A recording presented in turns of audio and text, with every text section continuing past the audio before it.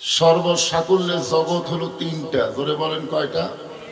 এক জগতে আমরা ছিলাম, এক জগতে আমরা আছি, আর এক জগতে আমরা যাব।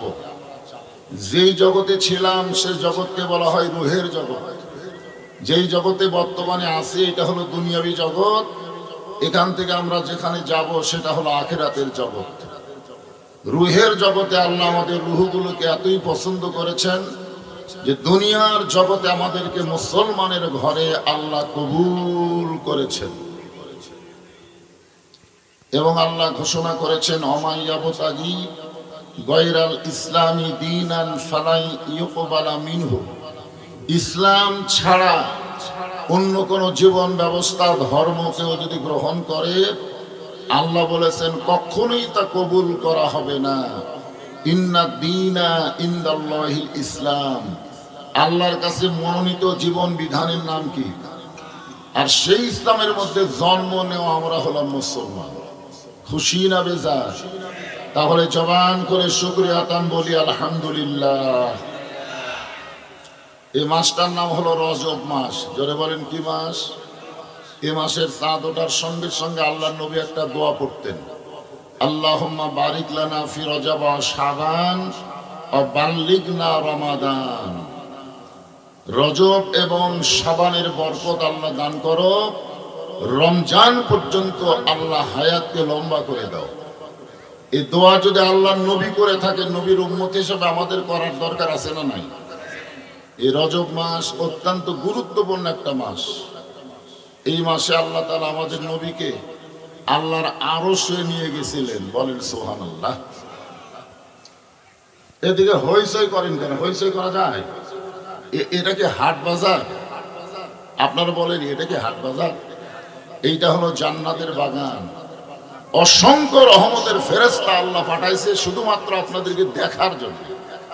আল ইনসান আশরাফুল মখলুকাত। মানুষের সৃষ্টি জগতের মধ্যে মানুষ হলো সবচেয়ে ভদ্র জাত। তো ভদ্র কোনদিন হইচই করে? ইশারার দ্বারা কাম করা লাগবে, হইচই করা যাবে না। যদি জায়গা না হয় জায়গার ব্যবস্থা করবেন, যদি ব্যবস্থা না হয় দাঁড়িয়ে থেকেই শুনবেন, অসুবিধা কি?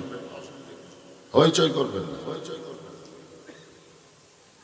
তো আল্লাহ তাআলা আমাদের নবীকে জীবিত অবস্থায় জান্নাত দেখার তৌফিক দিয়েছিলেন। বলেন সুবহানাল্লাহ। এই রজব মাসের এক রাতে আমাদের নবী যখন জান্নাতে প্রবেশ করলেন, ওই সময় জিবরাইল বললেন, ইয়া রাসূলুল্লাহ, আপনি যদি জান্নাত থেকে বের না হন, আল্লাহ আপনাকে জান্নাত থেকে বের করে দিবে না। কেন দিবে না? আল্লাহর কথার সাথে কাজের মিল আছে না নাই? আল্লাহ নিজেই বলেছেন, ফাদখুলুহা খালিদিন। কেউ যদি জান্নাতে একবার প্রবেশ করে, আল্লাহ তাকে চিরস্থায়ীভাবে জান্নাত দিয়ে দেয়। সবাই সুবহানাল্লাহ বলতে পয়সা লাগে নাকি? ওগো আল্লাহর নবী, আপনি দুনিয়াতে আর যাবেন না, কারণ দুনিয়া আপনার জন্য কষ্টের জায়গা। আপনারা বলেন তো, আমাদের নবীর জন্য দুনিয়া শান্তি না কষ্ট? যেই বছর মেরাজ হয়েছে ওই বছর রাসূলের জীবনে 3টা কষ্ট গেছে। জোরে বলেন কয়টা? 1 নম্বর কষ্ট হলো চাচা আবু তালেব মারা গেলেন।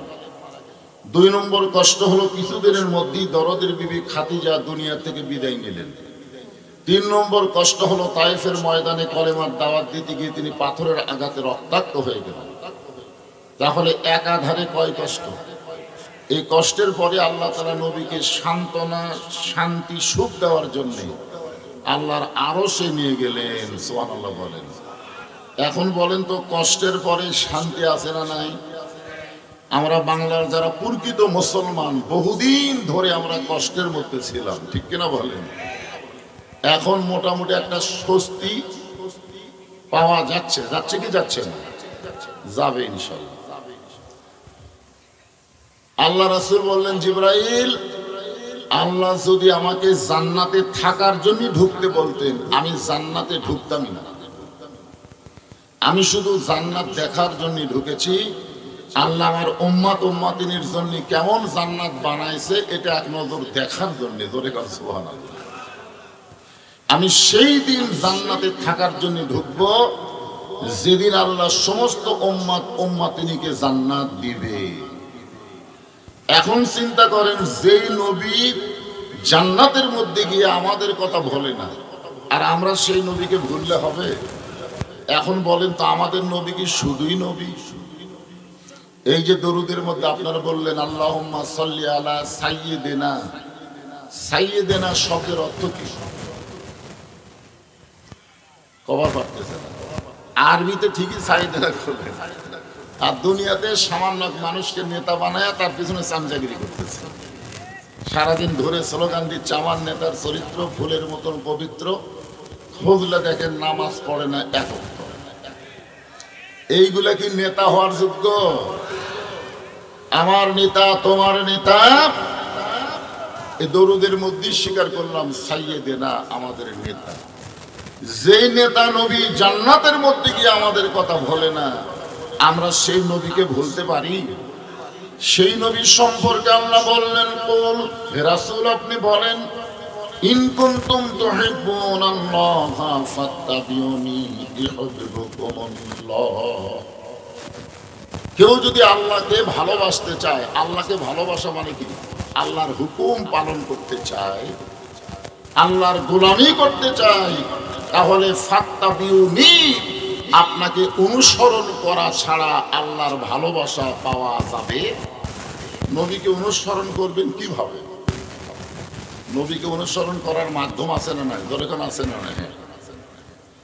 এরপর আল্লাহ বললেন ইউহিব্বুকুমুল্লাহ, আপনাকে অনুসরণ করা মাত্রই আমি আল্লাহ তাদেরকে মহব্বত করব। আমার মহব্বতের নমুনা হলো ইয়াগফির লাকুম যুনুবাকুম আল্লাহু গফুরুর রহিম। আল্লাহু আকবার।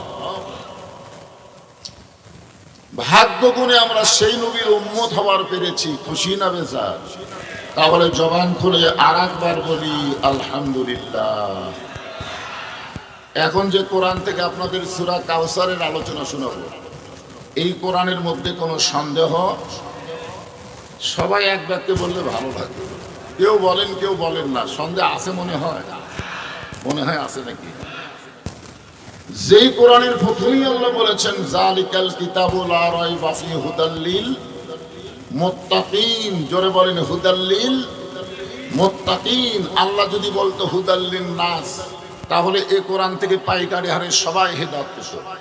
কিন্তু এখানে হুদাল লিন নাস না বলে হুদাল লিল মুত্তাকিন বলে আল্লাহ কেবাসরি করে বুঝাই দিলেন যে কোরআন থেকে পাইকারি হারে সবাই হেদায়েত পাবে না, কেবলমাত্র মুত্তাকি বান্দা বান্দি যারা আল্লাহর কোরআন থেকে হেদায়েত পাবে তারা। এই কোরআনকে বলা হয় মানব জীবন ব্যবস্থা। হেদায়েত মানে কি? হুদা, হুদার থেকে হেদায়েত। মুত্তাকি শব্দের অর্থ কি?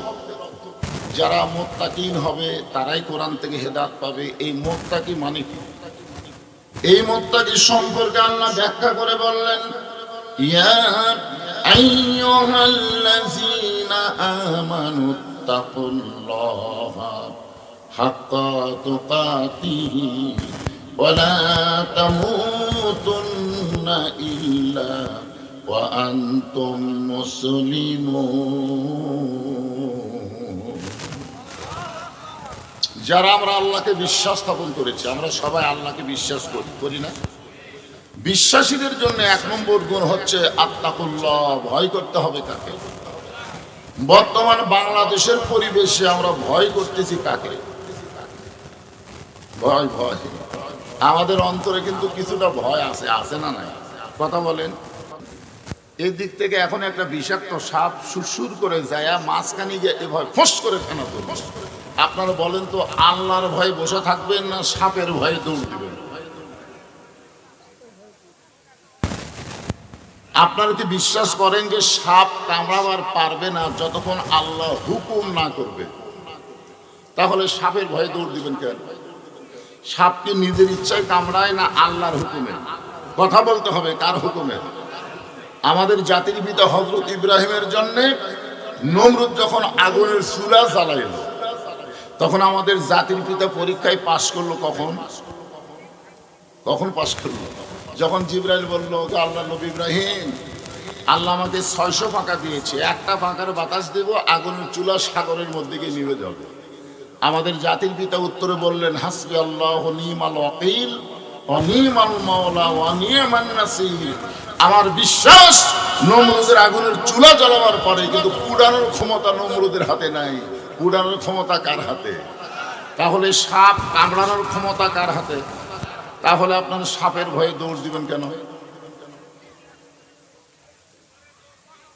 একমাত্র ভয় করতে হবে কাকে? কিন্তু বর্তমান বাংলাদেশের পরিবেশে আপনি জয়পুরহাটের কেন্দ্রীয় মসজিদে যদি জোহরের নামাজ আদায় করতে চান জামাতের সাথে সামনে কাতারে, আর আপনার পায়ের মধ্যে যদি ৩,০০০ টাকার জুতা থাকে, আপনি দরজার জুতা খোলার সময় কার ভয় আগে করবেন? আল্লাহর ভয় না চোরের ভয়? নামাজ আদায় করবেন কার ভয়ে? তাহলে প্রথম শুরু হলো কার ভয়? চোরের ভয় অন্তরে আগে নিয়ে জুতা হাতত নিয়ে আপনি ডান পায়ে মসজিদে ঢুকতেছেন। আপনারা বলেন তো চোর ডানপন্থী না বামপন্থী? তাহলে আপনি চোরের ভয়ে ডান পায়ে মসজিদে ঢুকতেছেন আর জবান করে দোয়া পড়তেছেন, আল্লাহুম্মা আফতাহ লি আবওয়াবা রাহমাতিক। বর্তমান পরিবেশে দামি জুতা দরজা থোয়া যাচ্ছে না কার ভয়ে? শহরের মধ্যে জায়গা কিনছে, ৩-৪ বছর হলে বাসা করতে পারতেছে না। একজন জিজ্ঞেস করে, কে রে ভাই জায়গা কিনলে বাসা করো না কেন? বলে চাঁদাবাজের ভয়। ভিত দেওয়া থেকে শুরু করে লিন্টন পর্যন্ত খালি চাঁদা দেওয়াই লাগবে। তাহলে জায়গা কিনছে বাসা করতে পারতেছে না কার ভয়ে? জুতা রাখতে পারতেছে না কার ভয়ে? সাপ দৌড় মারলে ফেনা তুললে কার ভয়ে? সাপের ভয়ে। তাহলে বোঝা গেল নানা ধরনের ভয় আমাদের অন্তরে যখন থাকবে তখন আত্তাকুল্লাহ ডিগ্রি অর্জন করা সম্ভব নয়। আত্তাকুল্লাহ ডিগ্রি অর্জন করতে গেলে কেবলমাত্র একমাত্র ভয় করতে হবে কার? একমাত্র ভয় করতে গেলে বর্তমান যেই পরিবেশ বাংলাদেশে চলতেছে এই পরিবেশ পাল্টাতে হবে। এই পরিবেশে আল্লাহর ভয় করা যাবে না। আর পরিবেশ পাল্টানোর একমাত্র মাধ্যম হলো আল্লাহর কোরআন। এদিকে তাকায় দেখেন, সারা জীবন তো খালি শোনাই গেল। সারা জীবন বক্তারা ওয়াজ করলো, আমরা শুনে গেল। শুধুমাত্র শোনানোর জন্য আল্লাহ কোরআন দুনিয়াতে নাজিল করে না। এই কোরআন সম্পর্কে আল্লাহ বললেন, অনুনাজ্জিলু মিনাল কোরআনি মা হুয়া শিফাউ ওয়া রাহমাতুল লিল মুমিনিন। কোরআনকে মুমিনদের জন্য যাবতীয় রোগের শিফা এবং রহমত স্বরূপ আল্লাহ নাজিল করেছে। এখানে শিফা মানে রোগ মুক্তি না, শিফা মানে চোরের ভয়, ডাকাতের ভয়, সাপের ভয়, সমস্ত ভয় থেকে আল্লাহ পুরোপুরি মুক্তি দিবে আল্লাহর কোরআনকে যদি আমরা গ্রহণ করতে পারি। জোরে কোন কথা ঠিক কি না? হ্যাঁ, কোরআন শুননেওয়ালা আমাদের চাইতে আবু জেহেল কমজোরি ছিল। আপনারা তো বসার জায়গা পাচ্ছেন, অত বসারও জায়গা ছিল। ওই নবীর সামনে দাঁড়িয়েও কোরআন তেলাওয়াত শোনেন। চোরের মতন পিছনে আলোর মধ্যেও না, অন্ধকারে ঘন্টার পর ঘন্টা তেলাওয়াত শুনছে। সকালবেলা গিয়ে মিটিংয়ের মধ্যে মুখ ফসকে পড়ে ফেলেছে, এত সুন্দর কোরআনের বাণী, রাতটা কোন দিক দিয়ে গেল আমি বুঝবারই পারি।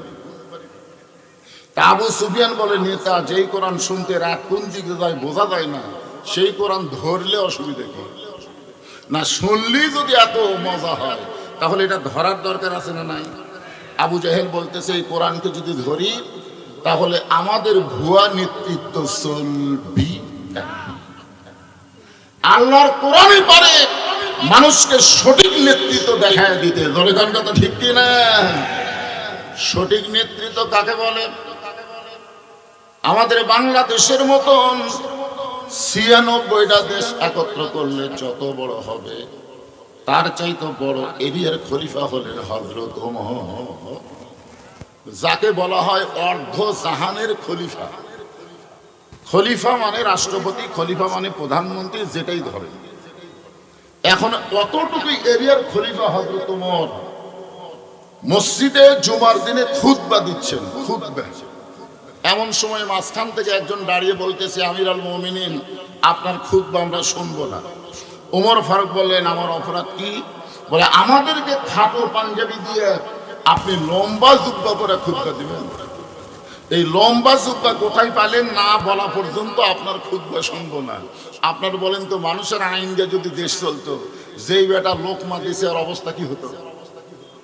চিন্তা করে দেখেন, ওমর ফারুকের চামচারাই গুড়াই মারতো, তোর কোন কথা ঠিক কিনা? হ্যাঁ, কিন্তু আইন চলতেছে কার? মসজিদের মধ্যে আজও বাংলাদেশে আইন চলে কার?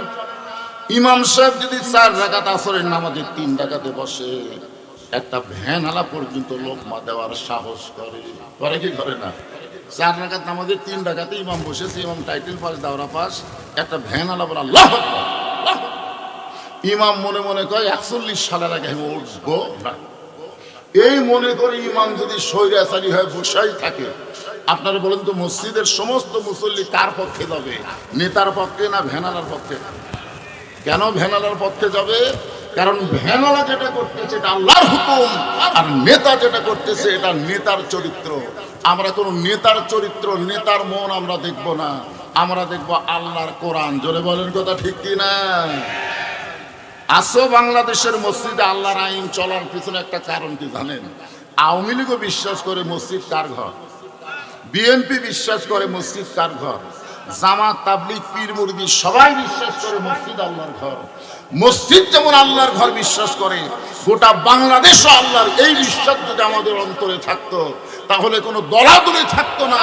মসজিদের সমস্ত দল ভাঙ্গে যদি এক কাতারে দাঁড়াবার পারে, গোটা বাংলাদেশের মুসলমান এক জামাত করতো। ধরে কোন কথা ঠিক না?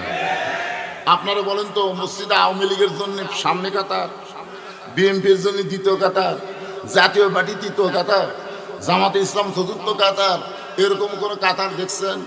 কেন দেখেন নাই? কারণ সবাই আঙ্গুল দিয়ে দেখা যায় মসজিদ কার। তো সবাই তো আঙ্গুল দিয়ে ভাবে দেখায় না, বাংলাদেশও আল্লাহ। তো আপনারা বলেন বাংলাদেশ কার? মসজিদকে যেইভাবে আল্লাহর বিশ্বাস করছেন, গোটা বাংলাদেশকে সেইভাবে আল্লাহর বিশ্বাস করলে এখানে কোনো মানুষের রাজনীতি চলতো না, আল্লাহর কোরআনের নীতি চালু হতো। বলে কোন কথা ঠিক? কিন্তু না, এই বিশ্বাস আমাদের অন্তরে আসতেছে না। ভালো ভালো মানুষগুলো সব মসজিদে দিলেন, আর খারাপ খারাপ মানুষগুলো সব সমাজের নেতা বানালেন। চলবে? একটু মনোযোগ দিয়ে শুনবেন। উমরের চোখ দিয়ে দর দর করে পানি পড়তেছে। হযরত উমর যখন কিছুই বলতে পারতেছে না, এমন সময় আব্দুল্লাহ ইবনে ওমর বাবার পাশে দাঁড়ায় বলতেছে, রে নবীর সাহাবীরা, আমার বাবার জুব্বা লম্বা দেখে তোমরা খুতবা বন্ধ করে দিলে, তোমরা খাটো পাঞ্জাবি হলেও তো নতুন পোশাক পরেছো। আমার দিকে তাকায় দেখো, আমার পরনে নতুন কোনো কাপড় নাই। সঙ্গে সঙ্গে ওসমান গনি দাঁড়িয়ে গেলেন। হযরত উমর ফারুক যখন মদিনার খলিফা ছিলেন, ওই সময় অর্থমন্ত্রী ছিলেন ওসমান গনি। জোরে কান সুবহানাল্লাহ। হযরত উমর যখন মদিনার খলিফা ছিলেন, ওই সময় অর্থমন্ত্রীর নাম কি? ওসমান গনি দাঁড়িয়ে বললেন, আব্দুল্লাহ, জুমার দিনে সবাই নতুন কাপড় পরে নামাজ পড়তে আইছে, তুমি পুরাতন কাপড় কেন পরেছো? আব্দুল্লাহ বলতেছে, আজকে যদি আমি নতুন কাপড় পরতাম, তাহলে আমার বাবার জুব্বা লম্বা হতো না। কারণ আমার বাবা যখন মদিনার খলিফার দায়িত্ব পাইছে, তখন আমার বাবার চাইতে নরম কোনো মানুষ পৃথিবীতে আর নাই। আমার বাবা যখন মদিনার খলিফা ছিল না, আমার বাবা রাস্তাতে গেলে ওই রাস্তায় শয়তান 40 দিন যাইতো না। ধরে কোন কয় দিন? তাহলে হযরত ওমর খলিফা হওয়ার আগে কি ছিল?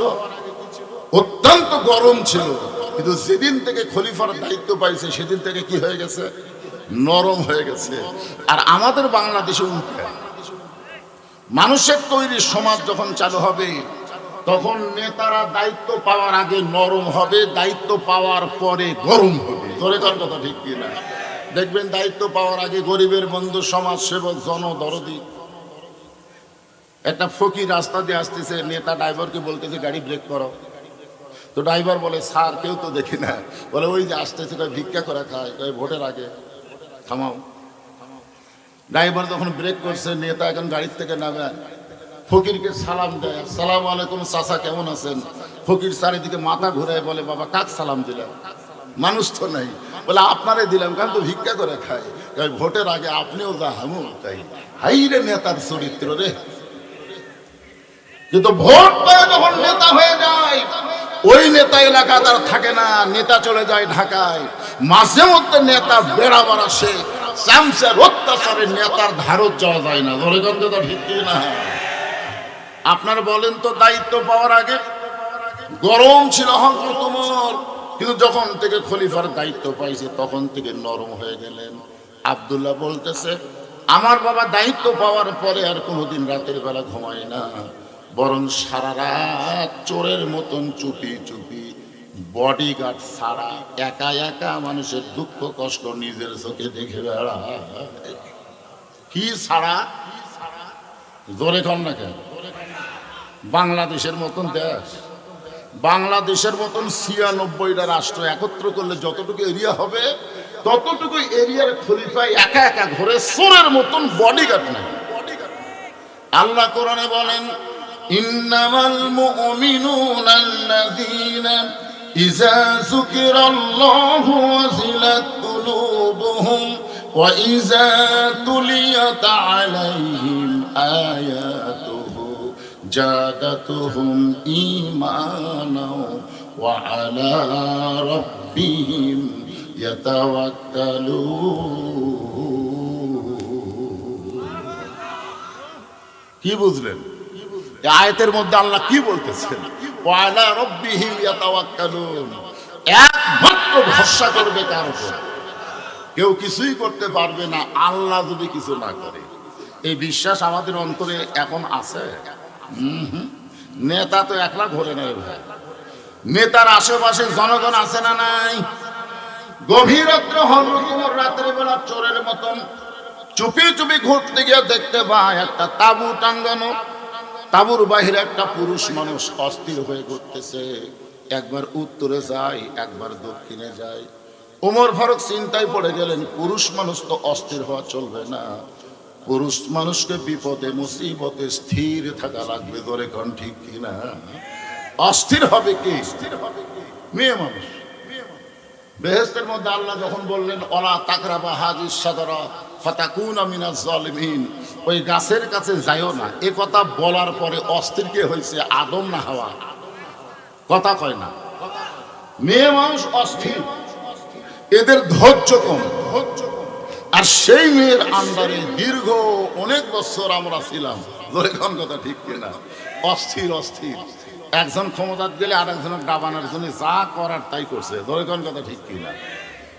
এখন আমাদের নিয়ত করা লাগবে, মেয়ে মানুষের দিন শেষ, আগামীতে মরদ মানুষের বাংলাদেশ।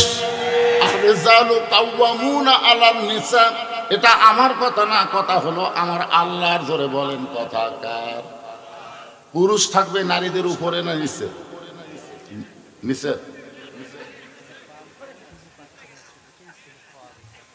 কি এক বিপদে! এই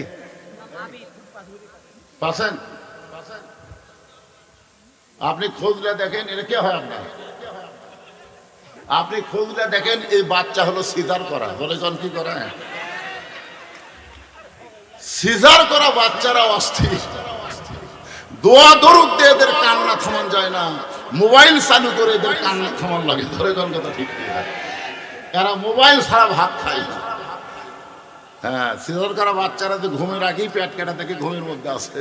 এখন ডাক্তার কি করবে? পা ধরা মাথার উপর একটা ঘুরান দেয়, ওই ঘুরান খাওয়াতে মাথাতে একটা ঝাঁকি এই করে ওঠে। ওই যে ঝাঁকি খাওয়া আছে, এরা অস্থির, এক জায়গায় বেশিক্ষণ থাকবে না, ধরে বসে থাকা লাগবে। পাগলা,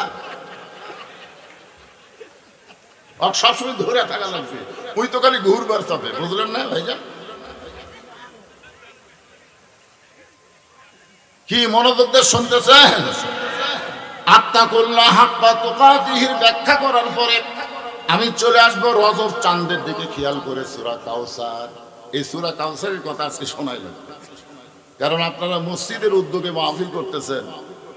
মসজিদের উদ্যোগে না, মসজিদ দোতলা করা লাগবে হুজুর, টাকা কালাই করে দিবেন।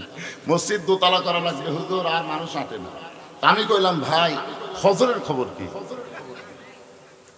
ফজরে তো এক কাতারি হয় না। জোহরের খবর কি? কাজ কামের দিন তো। আসরের খবর কি কয় হাট বাজারে গেছে, মাগরিবের খবর কি কয় বাজার করে এসে হিসাব করতেছে, এশার খবর কি কয় সদরতা এসব। তো মসজিদের মধ্যে কয় কাতার, কয় 6 কাতার, তো এক কাতারই হয় না, দোতলা করবে কেন?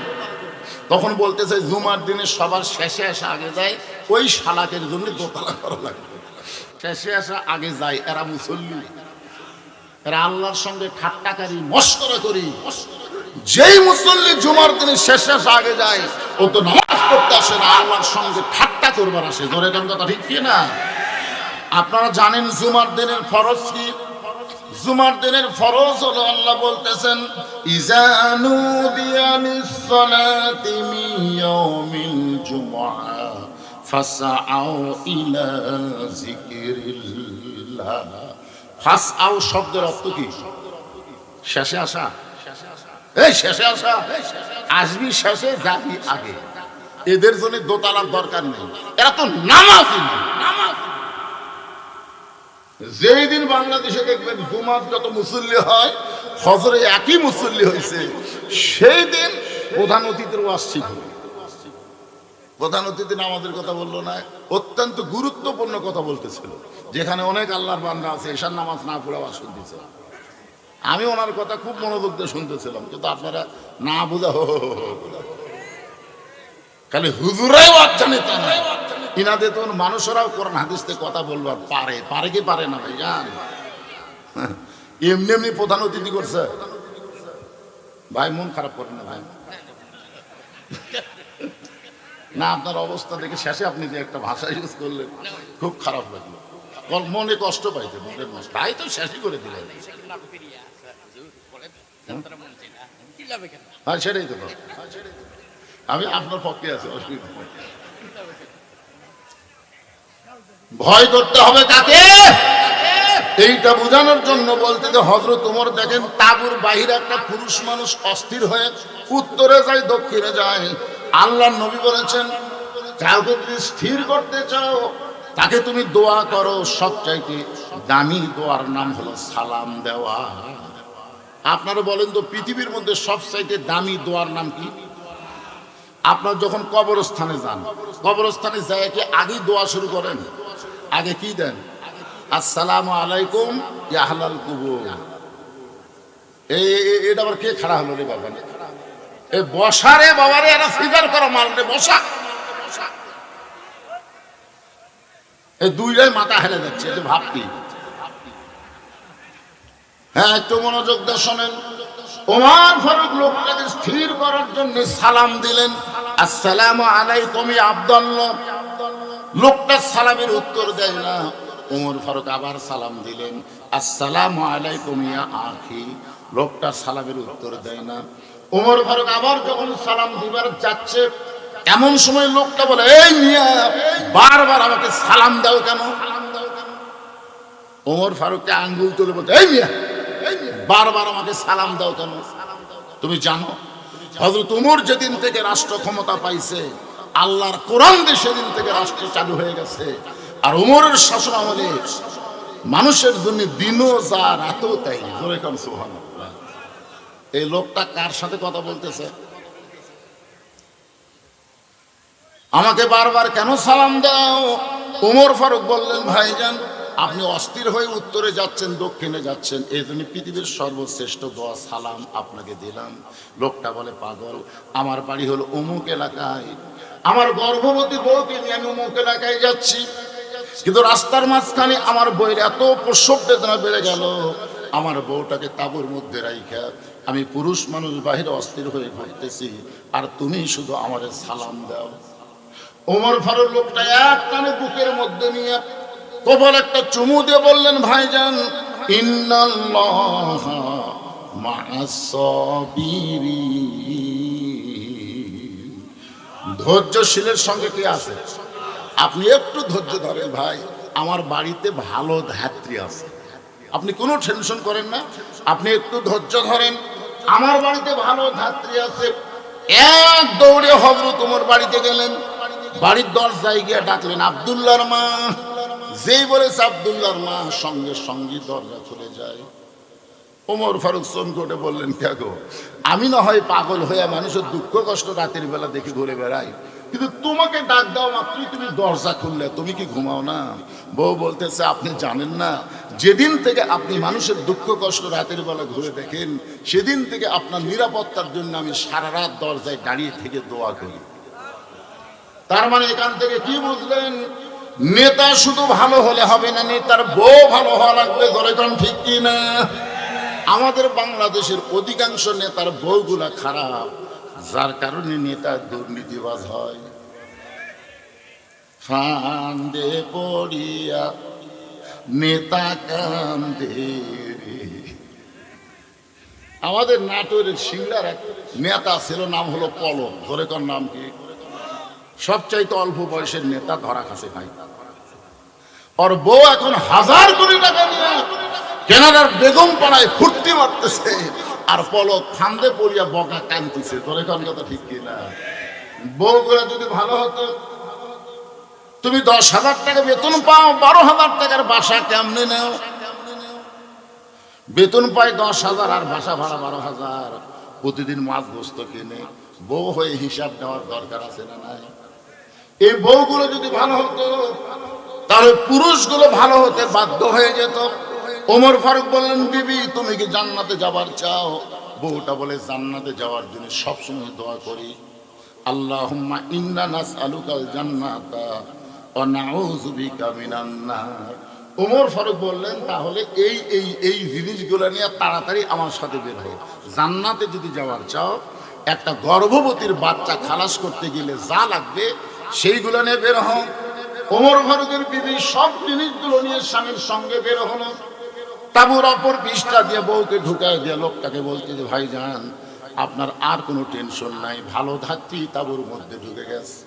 কিছুক্ষণ পরে হযরত ওমরের স্ত্রী বলতেছেন, ইয়া আমিরুল মুমিনিন, আপনার বন্ধুকে খবর দেন, আপনার বন্ধুর বিবি বাচ্চা দুইটাই সুস্থ আছে। আপনারা তো সুবহানাল্লাহ বলেন, কিন্তু যে লোকটা ওমর ফারুক তাকায় দেখে চিত হয়ে পড়ে আছে। পড়ে থাকার কারণ হলো, বউ যখন কইছি আমিরুল মুমিনিন, সঙ্গে সঙ্গে কেঁদে। এইটা হযরত ওমর 3-3 বার আমারে সালাম দিল, আমি সালামের উত্তর না দেয়া তার সঙ্গে কত বড় খারাপ ব্যবহার করলাম। আর সেই লোকটা বউ না, আমার বউয়ের প্রসব ব্যথা দূর করলো। ওমর ফারুক এক টানে লোকটাকে বুকের মধ্যে নিয়ে কবরে চুমাতে বলে, ভাইজান আমি আর সেই উমর নাই, দায়িত্ব পাওয়ার পরে আমি পরিবর্তন হয়ে গেছি। সবাই যখন ঘুমায়, আমি তখন চোরের মতন মানুষের দুঃখ কষ্ট দেখে বেড়াই। আব্দুল্লাহ বলতেছে, রে নবীর সাহাবীরা শোনো, তোমরা সবাই যখন ঘুমিয়েছিলে, আমার বাবা চুপি চুপি চুপি চুপি আমার ঘরের দরজায় গিয়ে ডাকতেছে, আব্দুল্লাহ আব্দুল্লাহ বলে। আমি গভীর রাত্রে দরজা খুলে দেখি বাবার হাতে একটা পাঞ্জাবি। আমি খুশি হয়ে বললাম, বাবা বাইতুল মাল থেকে আমার একটা পাঞ্জাবি দিল।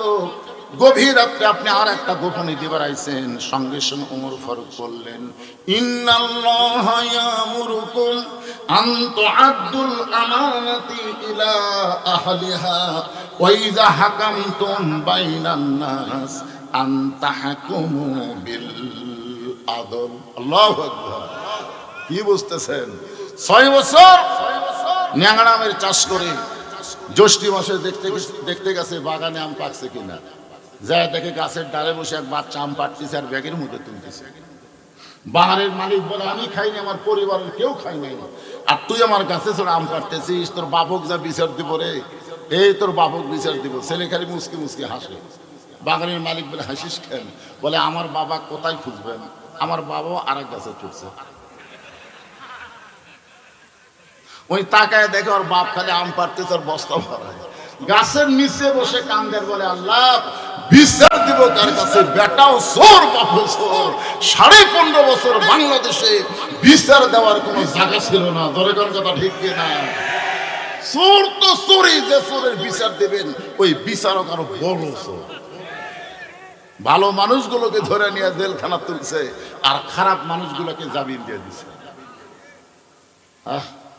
কোরআনের ফাঁকে আল্লামা সাইদি হুজুরকে জেলখানা থেকে বের করে হাসপাতাল নিয়ে গেলে হত্যা করলো। তাও বিচার বাংলার জমিনে হলো না। ধরে কোন কথা ঠিক করে কথা বলেন।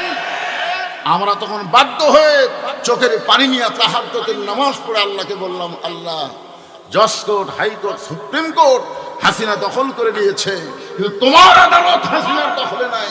তোমার কাছে বিচার দিলাম, তুমি একটা কিছু করো। আগস্টে সাইদি হুজুর চলে গেল, পরের আগস্টের 5 তারিখে আল্লাহ তাআলা খেতা বালুস নিয়ে চোরের মতন পালাই দিল। ধরে কোন কথা। এই জন্য আল্লাহ কোরআনে বলেন, তো ইজ্জু মান তাশা ওয়া তুযিল্লু মান তাশা বিয়াদিকাল খায়র ইন্নাকা আলা কুল্লি শাইইন কাদির। সম্মান দেওয়ার মালিককে, অপমান করার মালিককে, ভালো মন্দর মালিককে, সমস্ত ক্ষমতার মালিককে। এর বিশ্বাস করে কছেন? তাহলে চাষটালি গল্প হচ্ছে আমাদের কাহালুতে। আমি চা খাবার যাই দেখি 2 দল গল্প করতেছে যে আওয়ামী লীগ ক্ষমতায় ছিল, আগামীতে বিএনপি ক্ষমতা আসতেছে। এই কথা শুনে আমি বললাম, নাউজুবিল্লাহ, নাউজুবিল্লাহ, নাউজুবিল্লাহ। তখন 3-4 জন আমার ধরে বলে, হুজুর নাউজুবিল্লাহ কেন? আমি বললাম, পাগল, আওয়ামী লীগও ক্ষমতা ছিল না, বিএনপিও ক্ষমতা আসবে না, সবসময় যিনি ক্ষমতায় থাকবেন তিনি কে? আল্লাহ কাউকে ক্ষমতা দিয়ে পরীক্ষা করে। আল্লাহ বলেন, লিয়াবলুয়াকুম আইয়ুকুম আহসানু আমালা। আল্লাহ ক্ষমতা দান করে পরীক্ষা করে। তুমি যদি পরীক্ষায় ফেল করো তাহলে শুধু হাসিনা না, কিয়ামত পর্যন্ত সবার অবস্থা একই হবে। কতক্ষণ আল্লাহ ধরে না, ধরে না, ধরলে। এই জন্য আমরা সকলে বিশ্বাস করে বলবো, সমস্ত ক্ষমতার মালিককে। আওয়ামী লীগ ক্ষমতায় ছিল না, বিএনপিও ক্ষমতা আসবে না, যিনি সবসময় ক্ষমতা পরিচালনা করবেন তিনি কে? ইন্নাকা আলা কুল্লি শাইইন কাদির। ওমর ফারুক চোখের পানি নিয়ে বলে, আব্দুল্লাহ রে, একটা পাঞ্জাবি বাইতুল মাল থেকে পাইছিস, আর একটা আমি দিবার আসিনি বাবা। এই পাঞ্জাবিটা আমার ভাগে পড়েছে। এখন বল, আগামীকাল জুমার দিন, আগামীকাল জুমার দিনে ছোট পাঞ্জাবি পরে আমি যদি খুতবা দেই, মানুষ মুসল্লির দিকে না তাকালেও কিন্তু ইমামের দিকে সবাই তাকায়। তাকায় না ভাইজান? আমাকে একজন মোবাইল করে বলতে, হুজুর, ইমামের দাড়ি যদি 1 মুষ্টির নিচে হয় তার পাশে কি নামাজ হবে? আমি বললাম, ইমামকে আপনার দাড়ি লাইটবার দিছে? না হুজুর, তাহলে 1 মুষ্টির নিচে কেমনি বুঝলেন? বলে, ইমাম যখন খুতবা দিচ্ছিল আমি দূরে বসে আমার মুডটা আন্দাজ করছি, আমার মুড আর ইমামের দাড়ি মনে হয় মুডের চাইতে একটু ছোট হবে। চিন্তা করেন, যেই দেশের মানুষেরা ইমামের দাড়ি মুডটা মাপে, আর সেই দেশে দাড়ি মোছ ছাড়া কোনো মানুষকে জাতীয় ইমাম বলা যাবে না। যদি কেউ বলে তাহলে ভুল হবে। জাতীয় নেতা বলতে পারেন, কিন্তু জাতীয় ইমাম বলতে পারবেন না। ইমামের দিকে সবার নজর আছে না নাই? ওমর ফারুক বলেন, আব্দুল্লাহ, তোর পাঞ্জাবিটা আমাকে দান করে দে বাবা, তোরটা আমারটা মিলে একটু লম্বা কাপড় বানায় খুতবা দিবার চাই। আব্দুল্লাহ বলে, গভীর রাত্রে আমার বাবাকে আমার কাপড়ের অংশটুকু দিয়ে দিলাম। আমি বাবার পিছনে পিছনে রওনা দিলাম। বাবা ঘরের মধ্যে ঢুকে নিজের হাতে অর্ধ জাহানের খলিফা নিজের হাতে তার কাপড় আমার কাপড় একত্র করে বাবা লোব্বা জুব্বা বানায় খুতবা দেয়। এখন বলো, বাবার খুতবা শোনা যায় কি না যায়? সমস্ত সাহাবীরা চিল্লায় বলে, আল্লাহর কোরআন দিয়ে যখন রাষ্ট্র চলবে, এমন মুত্তাকি, পরহেজগার, তাকওয়াবান নেতা মুসলমানেরা দেখতে পাবে। সেই কোরআন আমাদের কাছে আছে না নাই? হুদাল্লিল মুত্তাকিন। আবু জেহেল বলতেছে, এই কোরআনকে শোনা যাবে কিন্তু কোরআনকে গ্রহণ করা যাবে না।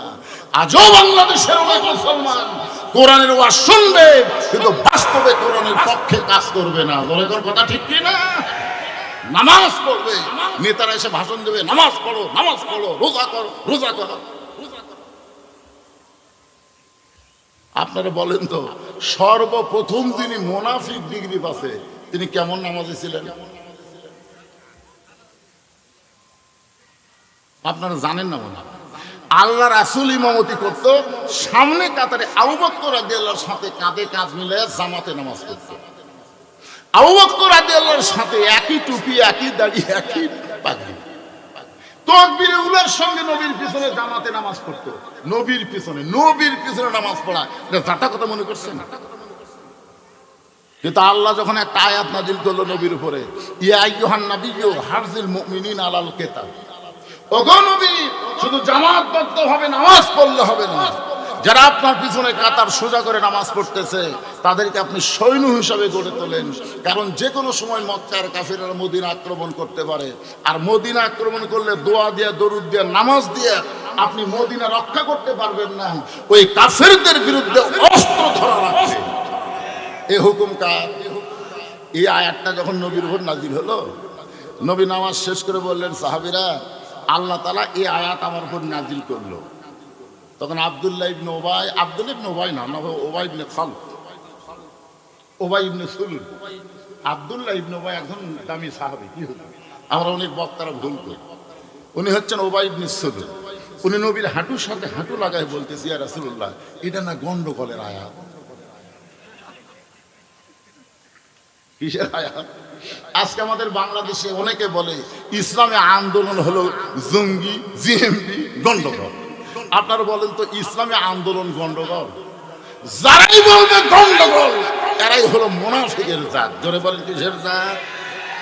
নবীর হাঁটুর সঙ্গে হাঁটি লাগায় বলতেছি, ইয়া রাসূলুল্লাহ, এটা না গন্ডগোলের আয়াত। সঙ্গে সঙ্গে নবী বলেন, আল্লাহ আমার পিছনে 5 ওয়াক্ত নামাজ জামাত আদায় করে, এরপরও তোমার আয়াতকে যে বেটা গন্ডগোলের আয়াত নয়, ই আসলে কে? আসলে কে?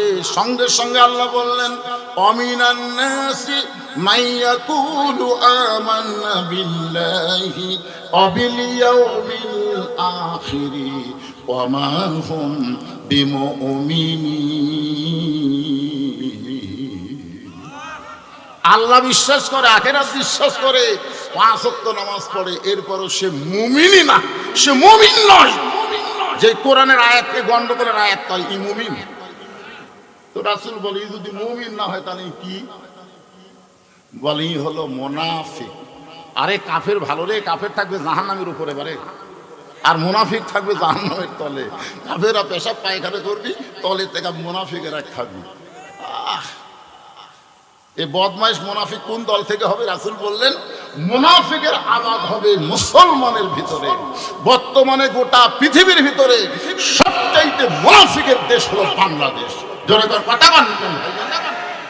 এক জায়গাতে আমি বলছি মুসলমানের চাইতে মুনাফিক বেশি, সভাপতি সেই গো হুজুর মুসলমানের চাইতে বাংলাদেশে মুনাফিক বেশি, দলিল দেন। আমি বললাম, ভাইজান আপনার মসজিদে জুমার নামাজে মুসল্লি কত হয়? তো সভাপতি বলতে যে কমপক্ষে 200 হয়। আমি বললাম, ফজরের নামাজের মুসল্লি কত হয়? তো সভাপতি বলতেছে, ফজরের মুসল্লি মানে ওই শালাও ফজর হয়। আমি যেই বলছি ফজরের মুসল্লি কত হয়, তুই আর কবার পারতেছি। তখন আমি মুয়াজ্জিনকে ডাকতে বললাম, মুয়াজ্জিন সাহেব, আপনাদের এই মসজিদে ফজরের মুসল্লি কত হয়? বলে 4-5 জন হয়। আমি বললাম, ভাইজান, যেই মুসলমানেরা ফজরের নামাজ জামাতে আদায় করে না, এশার নামাজ জামাতে পড়ে না, এরাই হলো মুনাফিক। ধরে কোন কথা ঠিক না? এখন বলেন, জুম্মাতে যদি 200 হয়, ফজরে হয় 5 জন, তাহলে 195 কি? কথা বল না, 195 কি?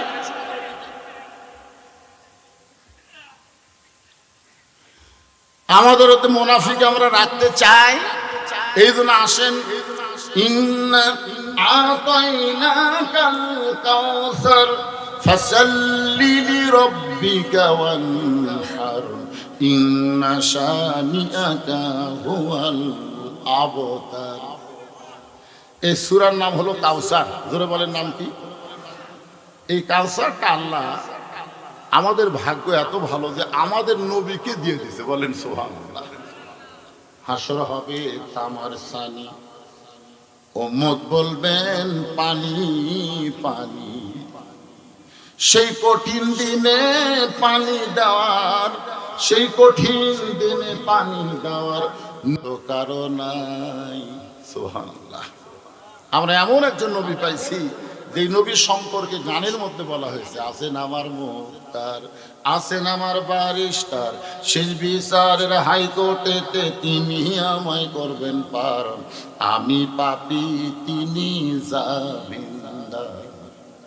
আল্লাহ যখন হাকিম হয়ে আমাদেরকে আসামি বানায় বিচার শুরু করবেন, ওই সময় আমাদের নবী উকিল হয়ে ব্যারিস্টার হয়ে আল্লাহর কাছে আমাদের ব্যাপারে ওকালতি করে আমাদেরকে সুপারিশ করে জান্নাতে পৌঁছে দিবে। আমাদের নবী সম্পর্কে আল্লাহ বলেছেন, ওয়ামা আরসালনাকা ইল্লা রাহমাতাল লিল আলামিন। এই সূরা কাউসারের শানে নজুল বিশাল। এই সূরা কাউসারের শানে নজুলটা অনেক বড়, কিন্তু আমার সময় আজকে খুবই কম, এই জন্য আমি শানে নজুলটা বললাম। আমি শুধু আপনাদের বোঝানোর জন্য বলতেছি। এখানে লেখা দেওয়া আছে, ভাই প্রধান অতিথি এটা দেখেনি তো, এখানে লেখা দেওয়া আছে আমার সময় হলো 7টা থেকে 9টা পর্যন্ত। কিসের 10টা 11টা?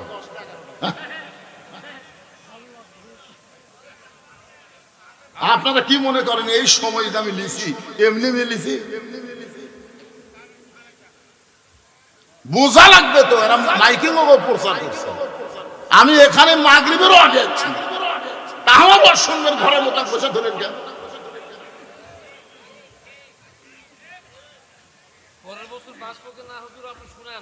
পরের বছর দিলাম তো। আমি গতকালই দেখলাম এক বক্তার গাড়ি ভেঙেছে, আর এক জায়গায় মাহফিল ঠিক মতো যাওয়ার পারেনি। প্রত্যেকটা জায়গায় সময়, আপনার সময়ের গুরুত্ব দিবে। সূরা আসরের প্রথমে আল্লাহ সময়ের শপথ করছে। সময় অত্যন্ত গুরুত্বপূর্ণ একটা সাবজেক্ট, ধরে কোন ঠিক কিনা? সময় যদি না বুঝেন তাহলে হবে। আমি যেই কথাটা বলতেছি একটু গুরুত্ব দিয়ে শোনেন, শানে নজুল পরে দেখবেন, পরে শুনবেন। যেটা বলতেছি হাউজে কাউসার সম্পর্কে, ইমাম গাজ্জালী রাহমাতুল্লাহ আলাইহি বলেন, হাউজে কাউসার এমন একটা পেয়ালা, কেউ যদি এক পেয়ালা পানি পান করে জাহান্নামেও যায়, আল্লাহ জাহান্নামকেও জান্নাত বানায়া দিবে। এ কথার দ্বারা দার্শনিক ইমাম গাজ্জালী বুঝালেন, হাউজে কাউসারের পানি যেই দেহের মধ্যে যাবে, ওই দেহ জাহান্নামে যাবে না। যদি যায়, কথা কয়, যদি যায় জাহান্নামকে আল্লাহ জান্নাত বানায় দিবে। আমাদের মুসলমানের মধ্যে যদি শব্দ আছে, আছে না নাই? যদি আল্লাহ জান্নাত না দেয়, যদি আল্লাহ জান্নাত না দেয়, এই চিন্তা মুসলমান কেন করে? আমি একটা হিন্দুরে বলছিলাম, মরলে কোথায় যাবা? স্বর্গে যাব। একটা মুসলমানকে মরলে কোথায় যাবা? কবরে যাব। মুসলমান সাহস করে বলবারই পারে না মরলে জান্নাতে যাব, এ কথা বলতে পারে না।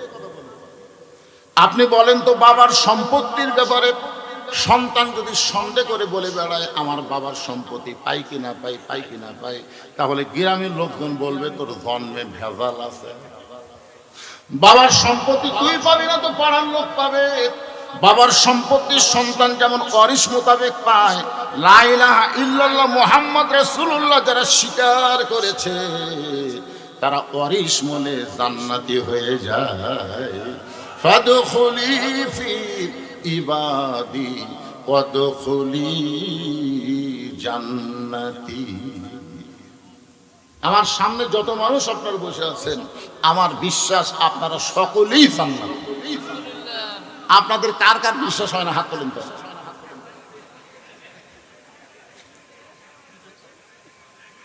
আমি যেই বলবো আমরা কি, জবান খুলে বলবেন জান্নাতি, বলতে পারবেন ভাইজান? আমরা কি, যাই বলবে না তাই কিন্তু ফেরেশতারা আছে না নাই? খালি উপরে ফেরেশতা নাই, আপনার দুই কান্দ তো দুটো বসে আছে না নাই? জোরে বিশ্বাস নিয়ে বলেন আমরা সকলে কি? আরো জোরে, জোরসে বলুন। ফেরেশতারা বলতেছে আল্লাহ তোমার বান্দারা জান্নাতে জানতেন, জান্নাতি বলে মিছিল করে। আল্লাহ বলে এরা কোনদিন জান্নাত দেখছে? ফেরেশতা বলে না, আল্লাহ দেখেনি। তো না দেখা জান্নাত পাওয়ার জন্য যারা মিছিল করতেছে, আমি আল্লাহ দয়া করে তাদেরকে জান্নাত দিয়ে দিব। যদি আল্লাহ আমাকে দিয়ে দেয়, হরতাল করে কেউ বন্ধ করে পারবে? এই জন্য মনোযোগ দিয়ে শোনেন। সাহাবারা বললেন ইয়া রাসূলুল্লাহ, এ হাউজে কাউসারের পানি কারা পান করবে? সঙ্গে সঙ্গে আল্লাহ বলে দিলেন ফাসাল্লিলি রব্বিকা ওয়ানহার। 1 নম্বর নামাজ, 2 নম্বর কুরবানি, এরাই পান করবে হাউজে কাউসারের পানি। 1 নম্বর হলো, এ জোরে করে 1 নম্বর কি? আমি 42 বছর ওয়াজ করতেছি, আল্লামা সাইদি হুজুর 50 বছর ওয়াজ করলো, যুক্তিবাদী বলতেছে আমি 70 বছর ওয়াজ করতেছি, শহীদ নজরুল বলতেছে আমার ওয়াজের বয়স 70 পার হয়ে গেছে। এক একজন বক্তা 60-70 বছর 50 বছর ধরে ওয়াজ করলো, ওয়াজের বিনিময়ে নামাজই পারলো না। কিছুদিন আগে এক মুয়াজ্জিন সাহেব ওয়াজ শুনবার আসে, ওয়াজ শেষ করে বাড়িতে গেছে, ফজরের সময় চেতন পায়নি। যারা ওয়াজ শোনেনি তারা অন্য গ্রামের মসজিদের আযান শুনে মসজিদে এসে থাকে তালা। আমাদের মুয়াজ্জিনের খবর কিরে, তখন 2-3 জন মুয়াজ্জিনের বাড়িতে গেছে, মুয়াজ্জিন সাহেব মুয়াজ্জিন ঘুমোতে আব্দুল্লাহ বলে ভাই কি হয়েছে? এই চারিদিকে আযান হয়ে গেছে নিয়ে, আর আমাদের মসজিদে আযান হয়নি, তালা খোলনি। তখন মুয়াজ্জিন বাইরে এসে 3 জনের সামনে কান ধরে তওবা করতেছে, আর জীবনে ওয়াজ শুনবো না। এই ওয়াজ শুনবার দেয় হাসদের আযানের চেতন পায়। কি রে, ওয়াজ শুনে মুসল্লি তো বাড়তেইছে না, বরং মুয়াজ্জিনই পর্যন্ত আযান দেওয়ার চেতন পাচ্ছে না। তার মানে বোঝা গেল ওয়াজ দিয়ে বাংলাদেশের মুসলমানকে নামাজি বানানো যাবে না। নবুয়তের 10ম বৎসরে আল্লাহ নবীকে 5 ওয়াক্ত নামাজ দিলেন। নবী নামাজ নিয়ে আসার পরে 3 বছর মক্কায় ছিলেন। নামাজ পাওয়ার পরেও নবী কয় বছর? আমার আঙ্গুলের দিকে তাকায় হোহা করেন না কেন? কয় বছর? 3 বছর মক্কায় ছিলেন। একদিন নবী আল্লাহকে বললেন, আল্লাহ যেখানেই নামাজের কথা বলেছেন সেখানেই বলেছেন আকিমুস সালাত, নামাজ কায়েম করো, নামাজ কায়েম করো। কিন্তু বর্তমানে মক্কায় যে পরিবেশ দেখতেছি, এই পরিবেশে নামাজ পড়া যায় কিন্তু নামাজ তো কায়েম করার পরিবেশ নাই। ওগো আল্লাহ, তাহলে আকিমুস সালাত কেমনে আদায় হবে? আল্লাহ বলেন, হাবিব মক্কায় আপনি হলেন ইমাম আর আবু জেহেল হলো নেতা। ইমাম ভালো হবে, নেতা জালেম হবে, ওই দেশে কোনোদিন নামাজ কায়েম হবে না। নামাজ কায়েম করতে গেলে যিনি ইমাম হবে তাকেই নেতা হওয়া লাগবে। নামাজ কায়েম করতে গেলে ইমাম ভালো কিন্তু জালেম নেতা, নেতা হলো জালেম, ইমাম হলো আলেম। নামাজ কায়েম হবে। এক ইমাম আমাকে বলতে, হুজুর মাস গেলে আমার 2000 টাকা বেতন দেয়। আমি কইলাম ফেরি, এই মসজিদের যারা দায়িত্ব আছে, সভাপতি কিংবা সেক্রেটারি, এরা আলেম না, এরা হলো জালেম। ধরে কারণ এরা কি কথা কন না, কমিটি যদি আলেম হতো তাহলে ইমামের বেতন মাস গেলে 2000 দিত না। আজকের সমস্ত মসজিদের ইমামগুলা ভালো আর সমাজের নেতাগুলা জালিম হয়ে গেল। কথা কন না কেন ভাইজান? যতক্ষণ আবু জেহেলের মতন জালেম নেতা থাকবে আর আপনার মতন ভালো ইমাম থাকবে, ততক্ষণ পর্যন্ত ওই সমাজে নামাজ কায়েম করা যাবে না। চোরের মতন নামাজ পড়া যাবে, চোরের মতন। আজান শুনে বাবা মসজিদে গেছে, চোরের মতন বেটা ল্যাপের মধ্যে ঘুম পাড়তেছে। আচ্ছা বলেন তো, নামাজ ফরজ কার জন্য? বাপের জন্য না বেটার জন্য? আমার মতন বুড়া যখন আল্লাহর সামনে দাঁড়াবে, আল্লাহ বলবে তোর শৈশবকালের হিসাব আমি চাই না, এই বুড়ার হিসাব আমি চাই না, আমি খালি যৌবনকালের হিসাব চাই। যৌবনের হিসাব দিত। তখন বলতেছে আল্লাহ যৌবনকালে তো আমি নামাজ পড়িনি, বুড়া বয়সে এখন কি করব, মরার ভয়ে সিয়াল্লে মসজিদে গেছে। আল্লাহ মানে যখন আর খাড়া হওয়ার পারে না, তখন সিয়াল্লে মসজিদে যায় 27 গুণ সব নষ্ট করছি। কয় গুণ? কথা কর না কেন? কয়জন মসজিদে নামাজ পড়লে কয় গুণ সব? এই 27 গুণ সব কখন হবে? কাতার হেঁকা বেঁকা করলে না সোজা করলে? তো যে কাতারের মধ্যে চেয়ার আছে, আপনারা বলেন তো এই কাতার আপনার সোজা করে পারবেন? তাহলে আপনার 27 গুণ তো হচ্ছে না। আপনি যদি 27 গুণ সব পাবার চান, চেয়ার কাতারের থেকে বের করে দেন। দ্বিতীয় কাতারত আস্তে করে লেখা দেন। দ্বিতীয় কাতারের মুসল্লি যদি 27 গুণ চায়, চেয়ার তৃতীয় কাতারত দেন। তৃতীয় কাতারের মুসল্লি যদি 27 গুণ সব চান, চেয়ার চতুর্থ কাতারত দেন। এক সময় দেখা যাবে মসজিদে চেয়ার থাকবে না, সব চেয়ার বারান্দাত এতিমের মতন থাকবে। ধরে কোন কথা ঠিক কথা কান না। যখন হলো চামড়া ঢিল, আল্লাহর সাথে দিছে মিল। ওই মিল আমার আল্লাহর দরকার নাই, কারণ 5 ওয়াক্ত নামাজ এইটা কিন্তু 7 বছর থেকে তালিম দেওয়া লাগবে। আর 10 বছর থেকে জোর করে ধরার লাগবে। আপনি বুড়া মানুষ চোরের মতন ফজল পড়বার গেছেন, আপনার বেটার খবর কি? আপনি কি জানেন না আল্লাহ বলেছেন কুয়া আনফুসাকুম ওয়া আহলিকুম নার, জাহান্নামের আগুন থেকে যদি বাঁচতে চাও তাহলে একলা বাঁচলে হবে না, তোমার আহাল পরিবার সমাজ এবং রাষ্ট্রকে বাঁচান লাগবে। ধরে কোন কথা ঠিক কিনা? আহাল মানে কি? সমাজ এবং রাষ্ট্র পর্যন্ত আপনার আহাল।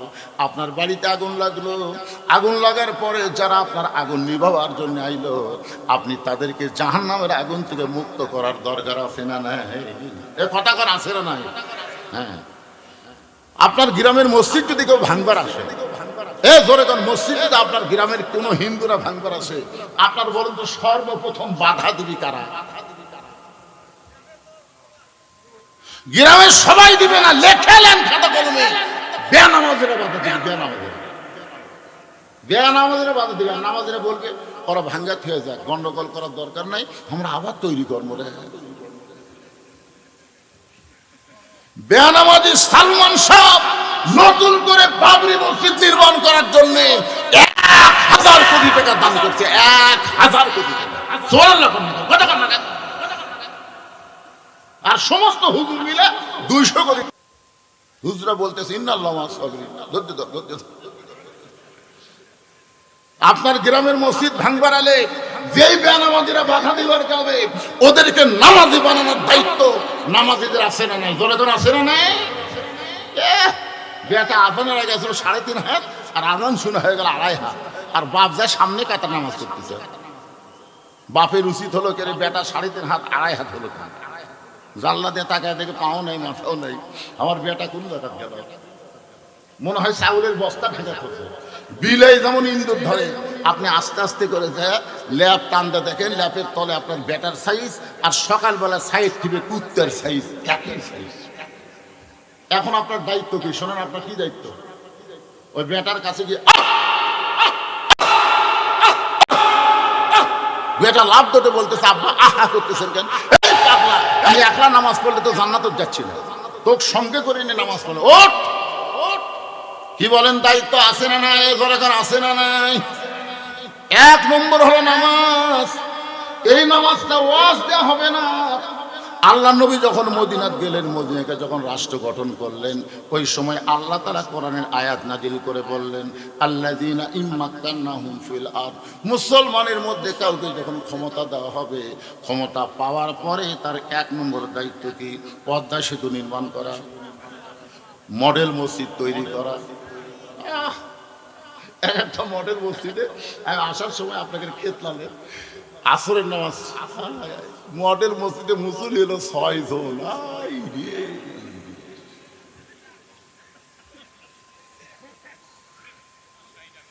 পদ্মা সেতু নির্মাণ করা, খালি রাস্তাঘাট নির্মাণ করা, মডেল মসজিদ তৈরি করা না।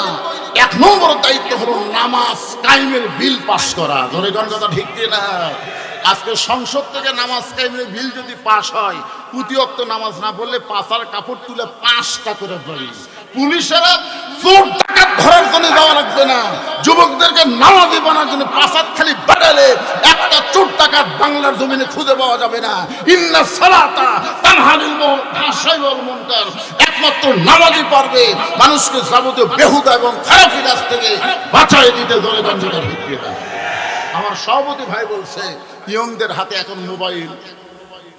কি হচ্ছে? মোবাইল থাকলে কি হবে? ওই ব্যক্তি যদি 5 ওয়াক্ত নামাজি হয়, ওর কাছে মোবাইল থাকবে, অশ্লীল ভিডিও দেখতে পারবে না। যখন দেখতে যাবে নামাজি বলবে কেউ না দেখলে তোর আল্লাহ দেখতেছে। ধরে কোন কথা ঠিক কি না? কেউ না দেখলেও তোমার 2 কাঁধের ফেরেশতা লিখতেছে। এখন হাউজে কাউসারের পানি যদি আমরা পান করতে চাই, 1 নম্বর হলো নামাজ। জোরে কোন 1 নম্বর কি? আর 2 নম্বর হলো ওয়ানহার। ওয়ানহার মানে কুরবানি। এই কুরবানি মানে গরু খাসি কুরবানি না, এই কুরবানি মানে একটা গজল গায়, তাহলে বুঝবেন ইমানের দাবি যদি কুরবানি হয়, সেই দাবি ঘরে বসে থাকা নয়। ইমানের দাবি হলো কিছু বিনিময়, সেই বিনিময় যদি কলিজার ঘাম হয়, সেই ঘাম দিতে জানো তৈরি থাকি। ওগো দয়াময় আমার আল্লাহ দয়াময়। একটা হাদিস বলি, আল্লাহ রাসূল বলেছেন, মান সাআলাল্লাহু তাআলা আশ-শাহাদাতা বিসিদকিন বাল্লাগাহুল্লাহু মানাজিলাশ শুহাদা ওয়া ইন মাতা আলা ফিরাশিহি রাওয়াহুল বুখারী কিতাবুল মাগাজি। আল্লাহ রাসূল বলেছেন, দুনিয়াতে কেউ যদি কোরআন বিজয়ের আন্দোলন করে আর নিয়ত করে দরকার হলে প্রয়োজন হলে আমি শহীদ হব, জোরে কোন কি হব, বাতিলের বিরুদ্ধে লড়াই করে ওসমান হাজি হব, জোরে কোন কি হব, আকাশেতে লক্ষ তারা একটা চাঁদের আলো হাজার কোটি মানুষের চাইতে একজন ওসমান হাদি অনেক ভালো। বুখারী শরীফের হাদিস মনোযোগ দিয়ে শুনেন, মান সাআলাল্লাহু তাআলা আশ-শাহাদাতা বিসিদকিন বাল্লাগাহুল্লাহু মানাজিলাশ শুহাদা ওয়া ইন মাতা আলা ফিরাশিহি। বাংলাদেশে কোরআন বিজয়ের আন্দোলন করে আর মনে মনে নিয়ত করে দরকার হলে প্রয়োজন হলে বাতিলের বিরুদ্ধে লড়াই করে আমি শহীদ হব, ওয়াই মাতা আলা ফিরাশিহি, সে যদি নিজের বিছনায় মৃত্যুবরণ করে বাল্লাগাহুল্লাহু মানাজিলাশ শুহাদা, হাসরের ময়দানে আল্লাহ তাকে শহীদদের কাতারে দাঁড় করায়া দিবে। কারা কারা রাজি আল্লাহকে একটু হাত দেখান তো ভাই। প্রয়োজন হলে আল্লাহর কোরআনের জন্য জীবন দেব ভাই, আপনি চলুন ভাই, আপনি চলুন। লিল্লাহি তাকবীর, হাত নামান। আমরা যখন কোরআনের মাহফিলে থাকি আমাদের কোনো বিএমপি জামাত তারপর জাতীয় পার্টি আওয়ামী লীগ এগুলো পরিচয় না, আমরা সবাই এক দল, দুনিয়ার মুসলমান। সবচাইতে বড় কুরবানি এই মিছিল করা, কুরবানি মানে কুরবানি এক নম্বর নামাজ, দুই নম্বর কুরবানি। এখন গরিবরা যদি বলে হুজুর আমরা 5 ওয়াক্ত নামাজ পড়া পারবো, কিন্তু গরিবরা কুরবানি কেমনে দেব? এই কুরবানি মানে কি? এই যে কোরআনের মাহফিল আমার ছেলেরা করলো, এই ছেলেরা ইচ্ছা করলে গান বাজনা করবার পারতো, ধরে কোন কথা ঠিক না, কিন্তু মসজিদকে সামনে নিয়ে এই যে বিশাল একটা কুরবানি করেছে, এই কুরবানিতে আমাদের অংশগ্রহণ করার দরকার আছে না নাই? যদি ছেলেরা ব্যাগ নিয়ে রুমাল দিয়ে আপনাদের কাছে যায়, আপনার যেটাই দিবেন এটাই হলো আল্লাহ রাস্তায় কুরবানি। আর যদি মনে করেন দৌড় দেই যা, বাড়ি পর্যন্ত যাবার পারবেন কিনা গ্যারান্টি দিয়ে যান। বাড়ির যাওয়ার আগে অনেক মানুষ হাসপাতালে যায়, জোরে কোন কথা ঠিক কি নাই, জোর করে যাও কে পড়ে থাকিস কে। এই জন্য ছেলেদের বলবো রুমাল গামছা নিয়ে যাও, কুরবানি হবে, সবাই কুরবানি করবে, 10, 20, 50, 100, 500 যিনিরা পারবেন কুরবানি করবেন। আজকের এই মাহফিলের সম্মানিত প্রধান অতিথি একটা বিশাল কুরবানি দিবেন ইনশাআল্লাহ।